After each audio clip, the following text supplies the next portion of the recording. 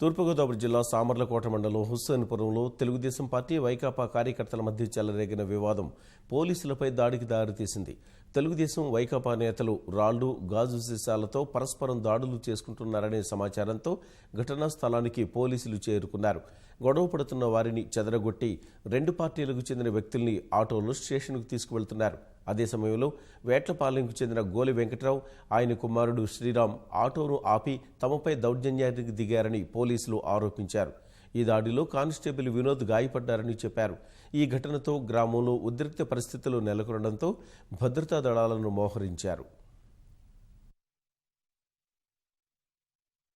చల్లా సత్యనారాయణ ఏలేస్ బుజ్జి అతని షాప్ మీద వైఎస్ఆర్సీపీ కార్యకర్తలు రాళ్ళేస్తున్నారని చెప్పేసి, అలాగే టీడీపీ పార్టీకి సంబంధించిన చల్లా సత్యనారాయణ ఏలేస్ బుజ్జి వర్గం వాళ్ళు కూడా వైసీపీ పార్టీ మీద కర్రలో రాళ్ళు వేస్తున్నారని చెప్పేసి సమాచారం రాగా దాంట్లో గొడవకి పాల్పడిన వైసీపీ తరఫున ఒక ముగ్గురిని, టీడీపీ తరఫున ముగ్గురిని పికప్ చేసి ఆటోలు ఎక్కించి మా స్టేషన్ తరలిస్తుండగా వేట్లపాలెం చెందిన గోలి వెంకట్రావు గారు వాళ్ళ అబ్బాయి వచ్చి మీరు మా ఊళ్ళని తీసుకెళ్ళటని చెప్పేసి మా కాన్స్టేబుల్ దౌర్జన్యం చేసి ఆటోలు ఎక్కించిన ముద్దలు దింపేస్తుండగా మా మీద కూడా దౌర్జన్యంగా పాల్పడి సామగొండ కానిస్టేబుల్ అయిన వినోద్ని కర్రతో బలంగా కొట్టి గాయపరచడం జరిగింది. వెంటనే అతన్ని మన సామగొండ పెద్ద ఆసుపత్రి తీసుకెళ్ళగా 3 కుట్లు పడినవి. అలాగే ఇక్కడ గొడవ జరిగిన గోలి వెంకట్రావు వాళ్ళని కూడా పికప్ చేసి స్టేషన్కి తరలించడం జరిగింది.